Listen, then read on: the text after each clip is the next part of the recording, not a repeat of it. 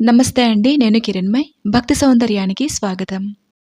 పూర్వము సంవత్సరములోని మాసములకెల్లా కార్తీక మాసము ఎందుకంత పవిత్రమైనది? కార్తీక మాస గొప్పతనమేమిటి తెలియజేయండి అని వశిష్ఠ మహర్షిని జనక మహారాజు కోరగా, వశిష్ఠ మహర్షి కార్తీక పురాణ మహాత్మ్యముని మహారాజుకు ఈ విధంగా తెలియజేశారు. కార్తీక పురాణము 3వ అధ్యాయము. జనక మహారాజా, కార్తీక మాసమున ఏ ఒక్క చిన్న దానము చేసినను అది గొప్ప ప్రభావము కలదై వారికి సకల ఐశ్వర్యములు కలుగుటయే కాక మరణానంతరము శివ సాన్నిధ్యమునకు వాళ్ళు చేరుదురు. కాని కొంతమంది అస్థిరములైన భోగ భాగ్యములు విడువలేక కార్తీక స్నానములు చేయక భ్రష్టులై సంచరించి అవినీతి పరులై కడకు క్షుద్ర జన్మలు అనగా కోడి కుక్క పిల్లిగా జన్మింతురు. అధమము కార్తీక మాస శుక్ల పౌర్ణమి రోజు అయినను స్నాన దాన జపతపాదులు చేయకపోవుట వలన అనేక చండాలాది జన్మలెత్తి కడకు బ్రహ్మరాక్షసిగా పుట్టుదురు. దీనిని గురించి నాకు తెలిసిన ఇతిహాసం ఒకటి వినిపించెదను. సపరివారముగా శ్రద్ధగా ఆలకింపుము. ఈ భారత ఖండమందలి దక్షిణ ప్రాంతమున ఒకానొక గ్రామంలో మహా విద్వాంసుడు, తపస్శాలి, జ్ఞానశాలి, సత్యవాకు పరిపాలకుడు అగు తత్వనిష్ఠుడు అను బ్రాహ్మణుడు ఒకడు ఉండేవాడు.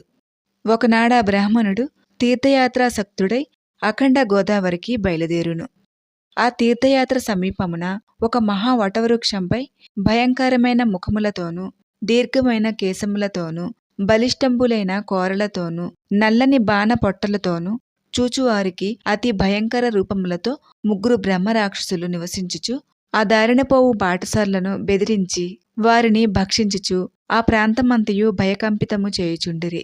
తీర్థయాత్రకై బయలుదేరి అఖండ గోదావరి పుణ్యక్షేత్రమున పితృదేవతలకు పిండ ప్రదానం చేయుటకు వచ్చుచున్న విప్రుడు ఆ వృక్షము చెంతకు చేరుసరికి యథాప్రకారము బ్రహ్మరాక్షసులు చెట్టు క్రిందకు దిగి అతనిని చంపబోవు సమయమున బ్రాహ్మణుడు ఆ భయంకరమైన రూపములను చూచి గజగజ వణుకుచు ఏమియూ తోచక నారాయణ స్తోత్రాన్ని బిగ్గరగా పఠించుచు, ప్రభో ఆర్తత్రాణ పరాయణ అనాథ రక్షక, ఆపదలో ఉన్న గజేంద్రుని, నిండు సభలో అవమానాలు పాలగుచున్న మహాసాధ్వి ద్రౌపదిని, బాలుడగు ప్రహ్లాదుని రక్షించిన విధముగానే ఈ పిశాచముల బారి నుండి నన్ను రక్షించు తండ్రి అని వేడుకొనగా, ఆ ప్రార్థనల్ని విన్న బ్రహ్మరాక్షసులకు జ్ఞానోదయము కలిగి బ్రాహ్మణునితో, మహానుభావ, మీ నోటి నుంచి వచ్చిన శ్రీమన్నారాయణ స్తుతి విని మాకు జ్ఞానోదయము అయినది, మమ్ము రక్షింపుడు అని ప్రాధేయపడిరి.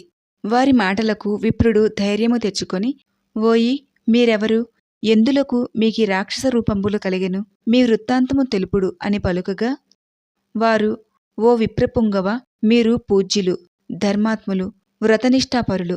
మీ దర్శన భాగ్యము వలన మాకు పూర్వజన్మ మందలి కొంత జ్ఞానము కలిగినది.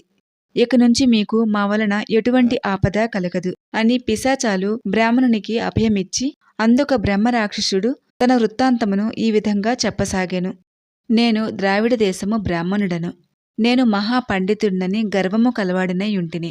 న్యాయ అన్యాయాల విచక్షణలు మాని పశువు వలె ప్రవర్తించితిని. బాటసారుల వద్ద, అమాయకపు గ్రామస్థుల వద్ద దౌర్జన్యంగా ధనము లాగుకొనుచు దుర్వ్యసనాలతో భార్యాపుత్రాదులను సుఖపెట్టక పండితులను అవమానపరచుచు లోకకంటకుడిగా ఉంటిని. ఇట్లుండగా ఒకానొక పండితుడు కార్తీక మాస వ్రతమును యథావిధిగా నాచరించి భూత తృప్తి కొరకు బ్రాహ్మణ సమారాధన చేయు తలంపుతో పదార్థ సంపాదన నిమిత్తము దగ్గరున్న నగరమునకు బయలుదేరి తిరుగు ప్రయాణములో మా ఇంటికి అతిథిగా వచ్చెను. వచ్చిన పండితుడిని నేను దూషించి కొట్టి ఆ బ్రాహ్మణుని వద్దనున్న ధనము వస్తువులు తీసుకొని ఇంటి నుండి గెంటివేసితిని. అందులుక విప్రునకు కోపం వచ్చి, ఓరి నీచుడా, అన్యాక్రాంతముగా డబ్బు కూడబెట్టినది చాలక మంచి చెడ్డలు తెలియక తోటి బ్రాహ్మణుడని కూడా ఆలోచించక కొట్టి తిట్టి వస్తు సామగ్రిని దోచుకుంటివి గాన నీవు రాక్షసుడవై నరభక్షకుడువుగా నిర్మానుష్య ప్రదేశములలో ఉందువుగాక అని శపించుటచే నాకీ రాక్షస రూపము కలిగినది. బ్రహ్మాస్త్రమునైనను తప్పించుకొనవచ్చును కాని బ్రాహ్మణ శాపమును తప్పించలేము కదా. కాన నా అపరాధమును క్షమించమని ఆ బ్రాహ్మణుని ప్రార్థించితిని. అందులోక బ్రాహ్మణుడు దయతలచి, ఓయి గోదావరి క్షేత్రమందొక వటవృక్షము కలదు.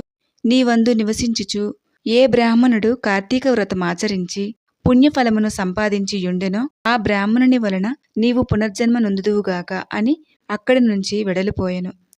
ఆనాటి నుంచి నేనీ రాక్షస రూపమున నరభక్షణము చేయుచుంటిని. కాన ఓ విప్రోత్తమ, నన్ను నా కుటుంబము వారిని రక్షింపుడని మొదటి రాక్షసుడు తన వృత్తాంతమును ఆ బ్రాహ్మణునితో చెప్పెను. ఇది రెండవ రాక్షసుని వృత్తాంతము.